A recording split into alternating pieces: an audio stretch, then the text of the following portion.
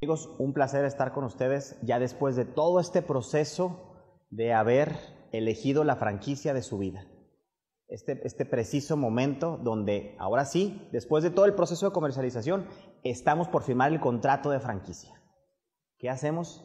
Hay que tomar en cuenta estos 10 puntos críticos antes de firmar su contrato de franquicia. Vamos a conocer cuáles son. Sin más preámbulo y a manera de contexto, hay que remontarnos a lo que dice el artículo 142 de nuestra Ley de Propiedad Industrial, que es cuando existirá franquicia, cuando con la licencia de uso de una marca otorgada por escrito, eso es a través del contrato, se transmiten esos conocimientos técnicos o se proporciona asistencia técnica para que la persona a quien se le concede pueda producir o vender bienes o prestar servicios de manera uniforme y con los métodos operativos, comerciales, administrativos y establecidos por el titular de la marca, tendientes a que se mantenga esa calidad, prestigio e imagen de los productos o servicios a la que ésta distingue.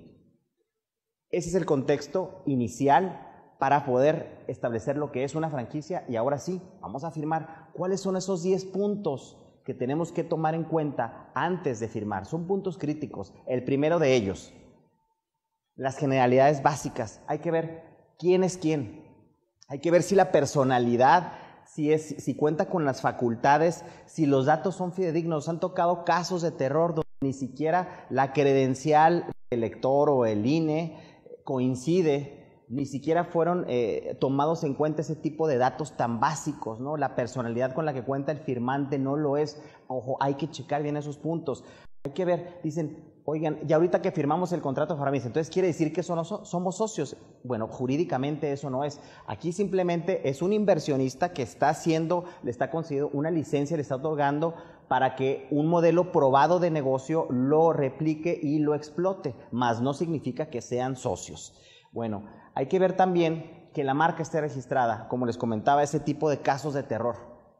Hay veces en que, y parece mentira, pero la marca ni siquiera está registrada y es el requisito esencial de acuerdo al concepto que vimos de manera inicial en el concepto para que legalmente se constituya como una franquicia. También, ¿qué tipo de sociedad es la idónea para que yo pueda firmar un contrato de franquicia? ¿Conviene si es una sociedad de responsabilidad limitada o es mejor una sociedad anónima de capital variable? Hay que ver la conveniencia en ambos sentidos. ¿Cómo?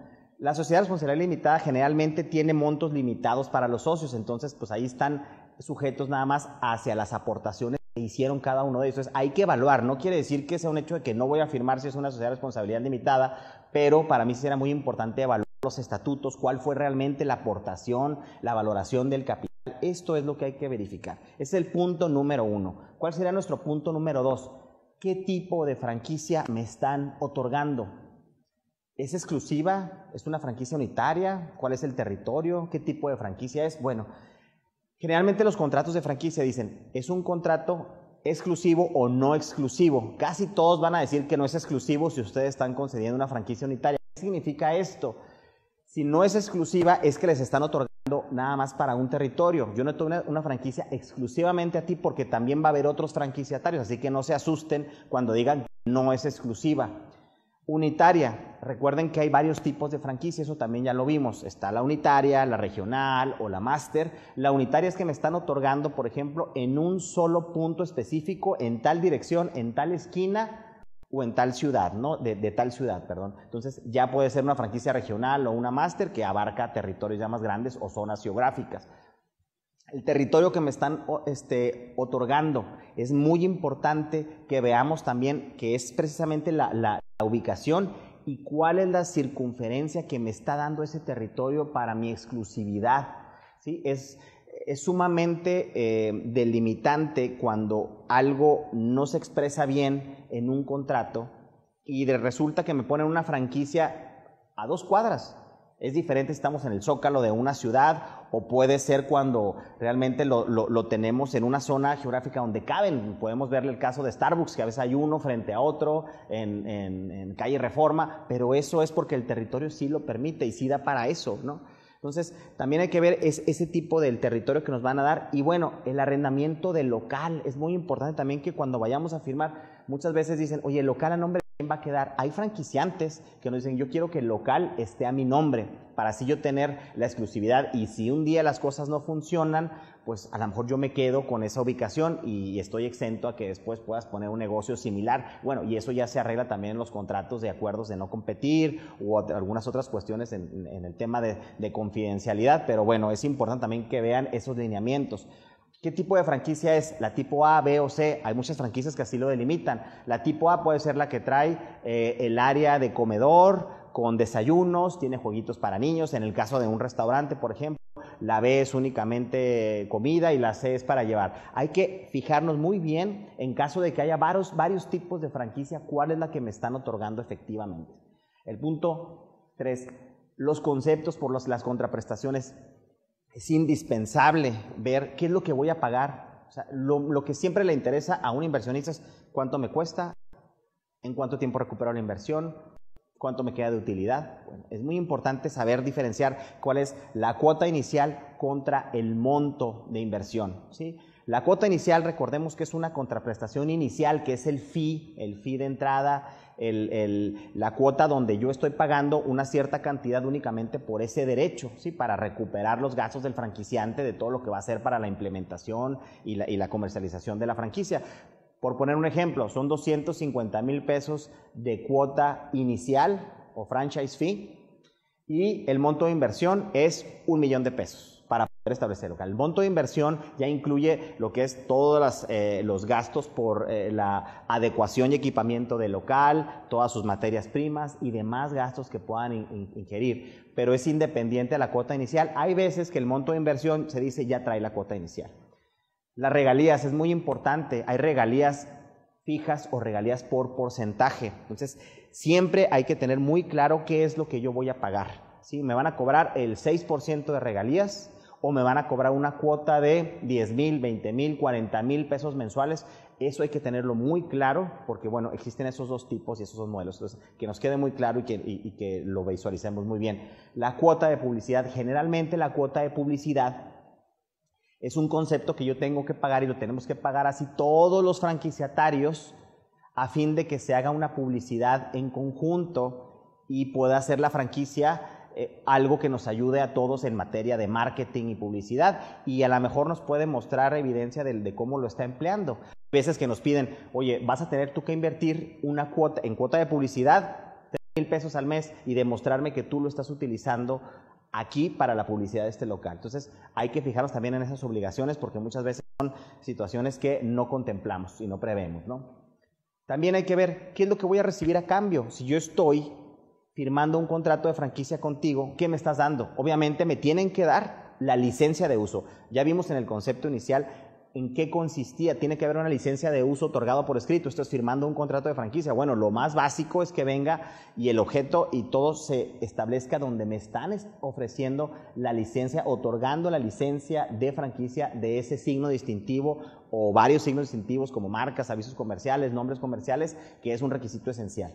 También, generalmente una buena franquicia me debe de otorgar manuales para yo poder hacer las operaciones correctamente conforme me lo establece mi franquiciante. Entonces, es muy importante que si voy a estar firmando, ahí viene que estoy firmando, que estoy recibiendo los manuales, efectivamente, de dónde están y me los tienen que entregar.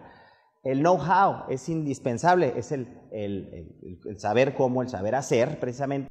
El know-how es la parte esencial, es donde a veces entra la parte del secreto industrial también de la franquicia, receta secreta, me tienen que pasar ese tipo de conocimientos para yo poder operar y ser un clon de negocio tal cual me lo establece mi franquiciante. La asistencia técnica, punto medular también, y lo vimos en el concepto inicial, la asistencia técnica es la relación concreta, ideal, como debe de llevarse a cabo la relación entre franquiciante y franquiciatario. Resolver todo ese tipo de problemas, conflictos. Si no hay una buena asistencia técnica bien delimitada y establecida en el contrato de franquicia, ¿cómo la voy a llevar? Es muy probablemente que la franquicia no se logre y no tenga renovación o incluso se caiga a medio contrato. Es vital la asistencia técnica. La capacitación, obviamente, tenemos que establecer que me vas a dar capacitación en mi unidad, que yo voy a ir a capacitarme a tu unidad, cuándo estoy obligado, cada año, cada vez que contrate a alguien, ¿cómo va a ser? Porque son gastos que generalmente a veces no contemplamos o están fuera del presupuesto del monto de inversión. La publicidad, como bien les mencionaba, eso es lo que yo voy a recibir. Yo me voy a casar con una franquicia precisamente porque me va a otorgar un esquema de publicidad a nivel nacional o regional. Entonces, sí es muy importante que se establezca qué tipo de publicidad voy a obtener. Voy a tener obviamente asesoría en remodelación, en adecuación y equipamiento del local. Si no tenemos esa adecuación, es probablemente que no se vea como una clonación del negocio. Es muy importante para el franquiciante y para el franquiciatario que se pongan de acuerdo y que se establezcan esos montos en la inversión y que me den esa asesoría para lograr que sea una clonación del negocio. Me van a dar planos. Generalmente a veces tenemos sistemas de cómputo para la operación estandarizada, para poderla visualizar remotamente y obviamente una garantía de exclusividad en el territorio. Eso es básico. Si no me da una exclusividad, no me da una garantía en el territorio, es muy probable que voy a tener el problema de canibalización. ¿Qué quiere decir esto? Pues que a lo mejor me van a poner una franquicia enfrente y esa va a competir con los clientes o mi clientela efectiva que yo tengo en esa zona. Entonces, ojo también con esa parte de la garantía en exclusividad. ¿A qué me voy a obligar? Bueno, es muy importante ver que como todo contrato tiene derechos y obligaciones. Yo como franquiciatario, ¿a qué me obligo? El franquiciante siempre tiene un derecho de inspección, que quiere decir pues que él tiene todo el derecho de llegar, poner una persona que venga sin previo aviso, revise mis libros contables, revise mis sistemas, entre a mis bodegas y yo no puedo ponerme. Ojo, eso es muy importante tener esa apertura y esto hay que verlo como un beneficio mutuo porque veámoslo más bien como algo en lo que me va a ayudar a decir en qué estoy mal, ¿sí? Y cómo puedo yo mejorar para lograr esa excelencia que es lo que a mí me llamó la atención de esa franquicia ideal para mí. También el uso establecido de la imagen corporativa. Obviamente yo no puedo empezar a hacer mis propias promociones sin autorización del franquiciante. Muy importante que cuando yo decidí adquirir una franquicia y él me la está otorgando, yo tengo que adherirme a sus usos de la imagen corporativa. Si yo voy a sacar una promoción adicional, tengo que tener la autorización expresa de mi franquiciante, ¿no? Y tengo que adaptarme a los modelos que ellos me van a estar proporcionando. La estandarización, hay que verlo, ese es otro beneficio más, sin duda alguna. Yo estoy obligado a mantener una estandarización de las operaciones. Por eso es que una buena franquicia se da porque tiene bien estandarizados sus procesos. Una franquicia y cualquier tipo de negocio. Está estandarizados sus procesos y por eso es un buen negocio que ha llegado a ser franquicia como hasta hoy. Otro punto crítico y el sexto es la proveeduría. La proveeduría es una herramienta de la estandarización. ¿Por qué? En todo contrato de franquicia generalmente hay contratos de suministro y contratos de productos obligados, contratos donde me establecen cómo debo yo pedir la mercancía, a qué proveedores, qué productos solamente le voy a comprar al franquiciante, y qué productos yo debo de comprar a ciertos proveedores autorizados. No puedo comprar a lo mejor de otras marcas que no comercializa el franquiciante. Y hay unos productos libres. Por poner un ejemplo muy burdo, tengo un restaurante de hamburguesas. A lo mejor los productos libres son la lechuga, el tomate, la cebolla, que van a ser adquiridos en la central de abastos o en la frutería más cercana del local, donde me salga más económico. Pero puede haber unos proveedores y productos sugeridos. A lo mejor tengo que comprar el queso de cierta marca, tengo que comprar la mayonesa de cierta marca, tengo que comprar la mostaza de cierta marca, el catsup de cierta marca, pero también va a haber proveedores y productos obligados. ¿Cuáles son esos? Generalmente esos productos y proveedores obligados es, por ejemplo, la fórmula de la masa de la carne de la hamburguesa.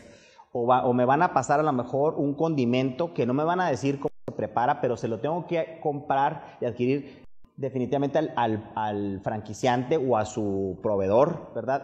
Obligado, para que la carne tenga ese sabor y sea ese producto obligatorio. Entonces, es muy importante que vengan bien definidos y establecidos, porque, ojo, estos pueden ser causales, si no las sigo al pie de la letra, de rescisión o de penalizaciones. El séptimo punto, la diferencia entre renovar y ceder. Es muy importante conocer este tipo de conceptos. Automáticamente una franquicia, cuando cumple su periodo de vigencia del contrato, que puede ser, por poner unos estándares, 5, 7, 10 años, por poner algún promedio, cuando termina la vigencia del contrato yo voy a renovar. Hay contratos que me dicen que puede haber renovación automática, o por cuánto tiempo, si me cuesta, si es un nuevo contrato. Generalmente, cuando yo termino la vigencia de un contrato, yo tengo que solicitarlo, a lo mejor me van a decir un mes antes o 6 meses antes tienes que enviar un oficio donde nos diga que quieres volver a renovar el contrato con nosotros y nosotros volverte a evaluar como franquiciantes para ver si has cumplido con toda la normatividad o has tenido incumplimientos o has sido un buen franquiciatario. Entonces, en ese tema yo aplico a que sea una renovación automática, ¿sí? ¿Y por cuánto tiempo? Hay veces que establecen los mismos franquiciantes que tengo que volver a pagar la cuota inicial, ojo, no el monto de la inversión, puesto que el local ya lo tengo, ya tengo todos los elementos, pero sí me establece muchas veces que tengo que volver a pagar la cuota inicial. Hay franquicias que me dicen que ya no, entonces hay que tomar muy en cuenta ese punto, ya que me puede salir de sorpresa si yo no lo tengo contemplado en un gasto adicional.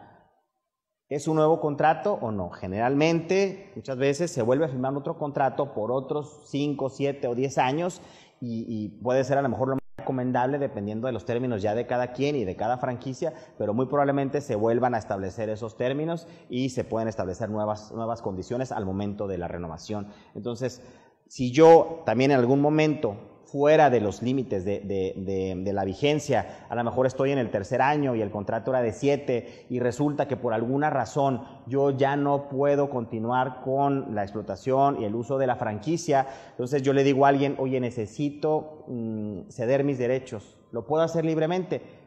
Generalmente no.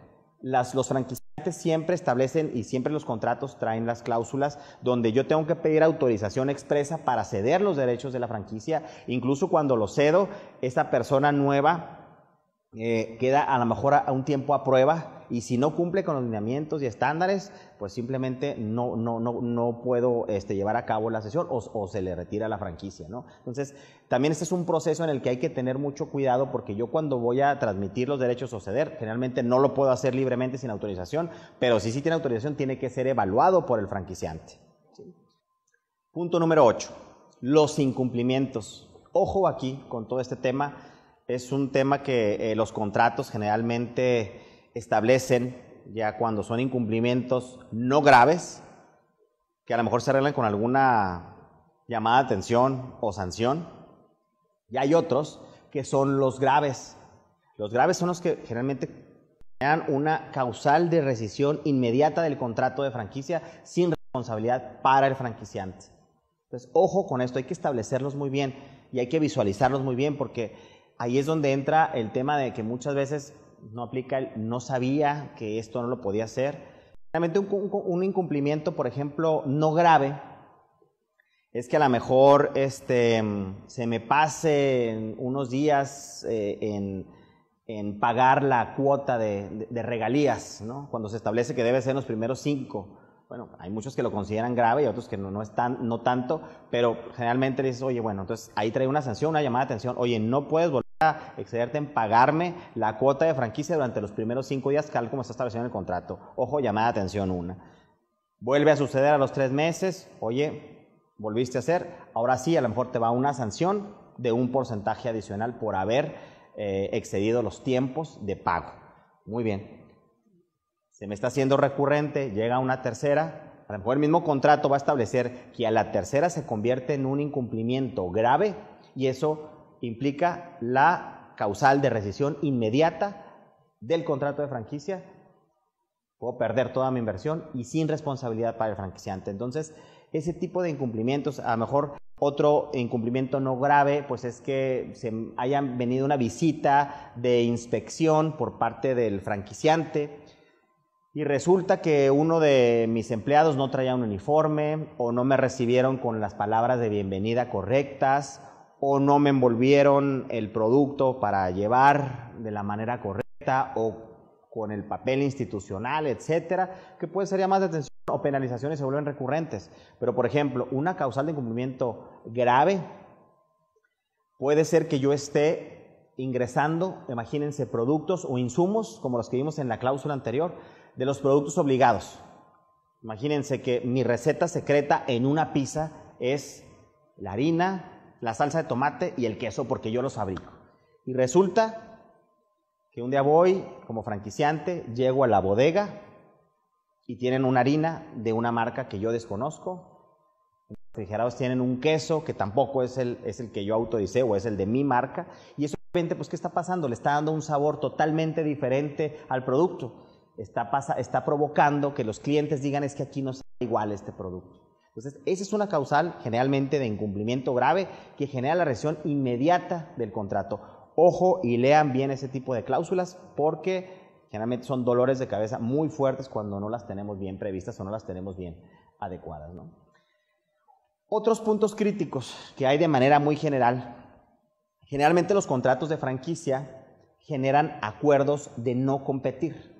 ¿Qué significa esto? Que hay veces que me dicen, oye, es anticonstitucional que se establezca este tipo de acuerdos. Bueno, acuérdense que este es un convenio firmado entre dos partes, pero si yo logro vincular que adquirí y tuve el acceso a secretos industriales, como lo establece nuestra legislación en materia de propiedad industrial, ahí sí puedo provocar un poquito que no puedo yo competir. Aparte es un acuerdo de voluntades, recordémoslo. Entonces, si yo logro vincular que estoy recibiendo secretos industriales de mi franquiciante, por lo tanto, pues por eso conozco un modelo exitoso de negocio, eso también es un secreto industrial, conocí sus manuales, entonces obviamente, pues bueno, se puede dar la posibilidad de que yo firme ahí mismo en el contrato de franquicia que no puedo competir y que me puedo hacer sin necesidad de resolución judicial o sentencia acreedor a una multa de X cantidad de dinero. Entonces,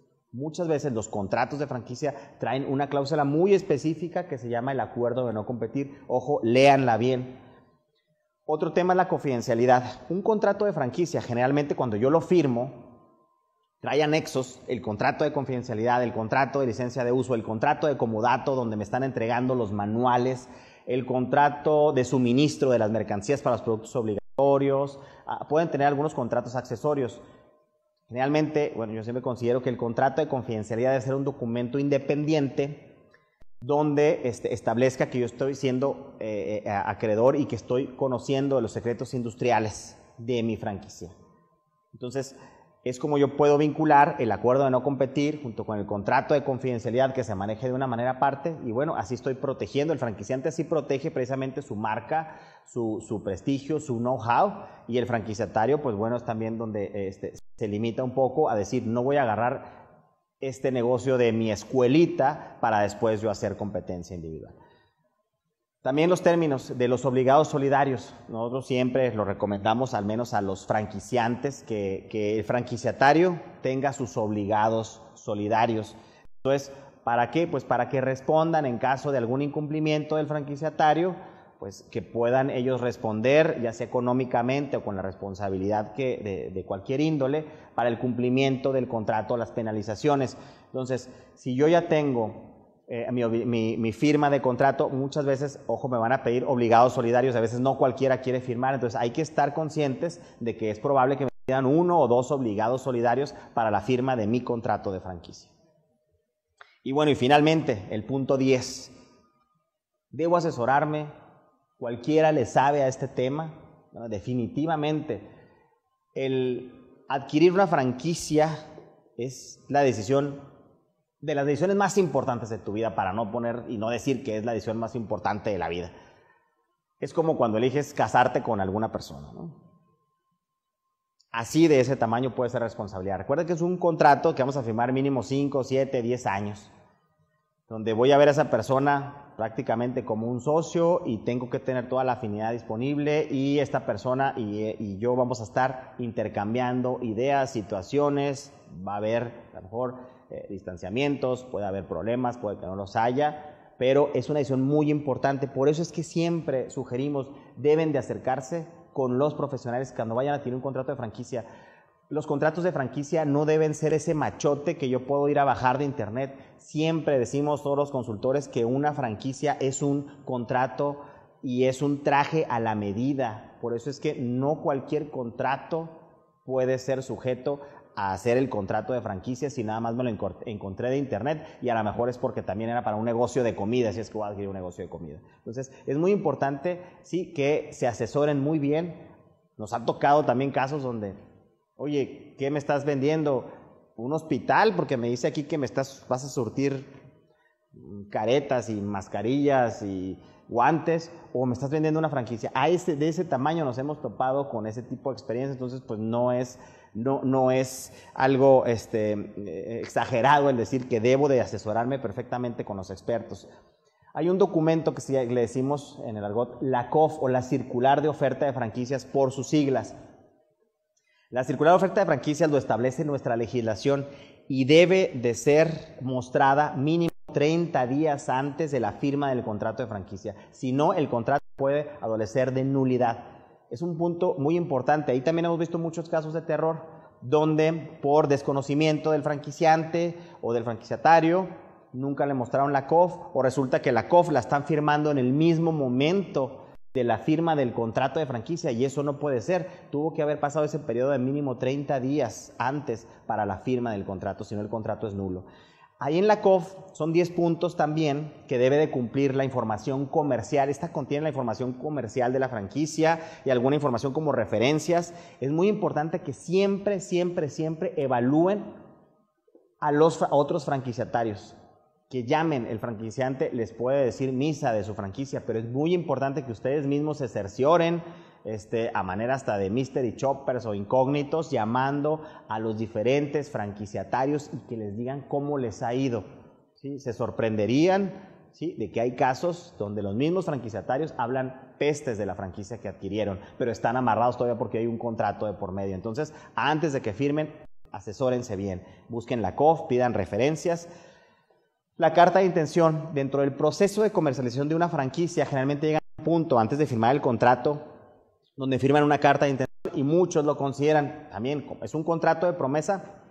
No, generalmente no lo es, a menos de que cumpla con ciertos lineamientos. ¿Sí? Hay que establecer, por ejemplo, con los lineamientos que establecería, por decir la legislación del Código Civil, es que se establezca una fecha cierta de la firma del contrato de franquicia. Y eso generalmente una carta de intención no lo tiene, el contrato de promesa sí. Entonces es importante muchas veces que el contrato sí pueda estar configurado para que tenga esa ambigüedad de carta de intención y que sea también un contrato de promesa. Nos topamos también con que hay muchísimos contratos leoninos, contratos a favor del franquiciante. Y vaya, lo podemos decir, puede ser lógico, puesto que pues el contrato de franquicia está para proteger obviamente todo el tiempo la inversión de la marca del franquiciante que está compartiendo su modelo. Sin embargo, hay que decirlo, hay contratos muy leoninos donde a veces las penalizaciones se vuelven insostenibles para un franquiciatario. Puede ser casi que no respires afuera del negocio porque hay una penalización. O los incumplimientos graves están sobreexpuestos, ¿no? No puedo yo hacer alguna situación que en ciertos casos hubiera sido un incumplimiento no grave, y aquí lo tipifican como grave. Entonces, ojo con eso, es muy importante que lo veamos y que no nos dejemos llevar por algún contrato que esté totalmente leonino. Aunque debo decirles algo, generalmente el contrato de franquicia es inmodificable. Cuando yo voy a firmar un contrato ya de franquicia, yo no puedo exigir que se estén modificando situaciones. Generalmente los contratos ya están, si están elaborados con expertos, es muy importante decir y preguntar quién elaboró tu contrato de franquicia. Generalmente, si es un despacho que está acreditado, que pertenece a la Asociación Mexicana de Franquicias, o algún despacho que sabe de la materia, pues bueno, cumple con estos lineamientos, pero sí nos topamos con algunos casos, como les digo, de terror en los contratos de franquicia. Y bueno, esos fueron los 10 puntos críticos, amigos, que debemos tomar muy en cuenta a manera de resumen antes de firmar un contrato para la franquicia de nuestra vida, que ya elegimos ahorita aquí en la Feria de Franquicias o en cualquier otro lugar donde yo fui a un showroom de franquicias. Yo soy Alan Parra y agradezco enormemente su atención. Muchísimas gracias por todo.